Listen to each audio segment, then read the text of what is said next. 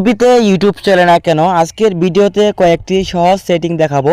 এই সেটিংস গুলো যদি আপনি করে নেন সহজেই টিভিতে ইউটিউব চালাতে পারবেন। চলেন মূল ভিডিওতে আপনাদের দেখিয়ে দেই। প্রথমে আপনাদের মোবাইল থেকে সেটিংস অপশনটি অন করে নেবেন। সেটিংস অপশনটি অন করে আপনি জাস্ট এখান থেকে কানেকশন এন্ড শেয়ারিং অপশনে ক্লিক করে দিবেন। কানেকশন এন্ড শেয়ারিং অপশনে ক্লিক করার পর আপনি নিজ দিকে দেখেন স্ক্রিন কাস্ট নামে একটি অপশন আছে। আপনি এখান থেকে স্ক্রিন কাস্ট অপশনে ক্লিক করে দিবেন। সো এখান থেকে যদি দেখেন এই দুটি অপশন অফ থাকে, যেমন hide notification, screen off casting, এই দুটো অপশন যদি অফ থাকে তাহলে আপনি এই দুটি অপশন অন করে দিবেন। দেন তারপর আপনাকে যে কাজ করতে হবে, আপনার টিভি থেকে ইউটিউব অপশনে চলে যাবেন। ইউটিউব অ্যাপে যে আপনি জাস্ট এখান থেকে সেটিংস অপশনে চলে যাবেন। সেটিংস অপশনে যাওয়ার পর আপনি এখান থেকে কয়েকটি সেটিংস অন করে নেবেন। দেখেন প্রথমে আমি যে সেটিংসটি অন করি, আপনি এভাবে পর্যায়ক্রমে আপনার টিভিতে বা আপনার মোবাইল সেটিংসগুলো অন করে নেবেন।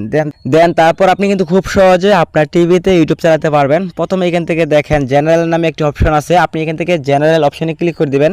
সো জেনারেল অপশনে ক্লিক করার পর এখান থেকে দুটি সেটিংস অফ আছে, আপনি জাস্ট এখান থেকে দুটি সেটিংস অন করে নেবেন। দেন তারপর আপনি যে কাজ করতে পারেন, এখান থেকে ভিডিও কোয়ালিটি পারফরমেন্স এই অপশনে ক্লিক করে দিবেন। এখান থেকে আপনি অটো করে নেবেন। যদি এখান থেকে ডাটা সেভার থাকে বা অটো ওয়াইফাই করে থাকে, আপনি এখান থেকে জাস্ট অটো করে নেবেন। দেন এখান থেকে আপনি দেখেন অ্যাক্সেসিবিলিটি নামে একটি অপশন আছে। আপনি এখান থেকে অ্যাক্সেসিবিলিটি অপশনে ক্লিক করে দেবেন। এই অপশন যদি অফ থাকে তাহলে আপনি এটা অন করে দেবেন।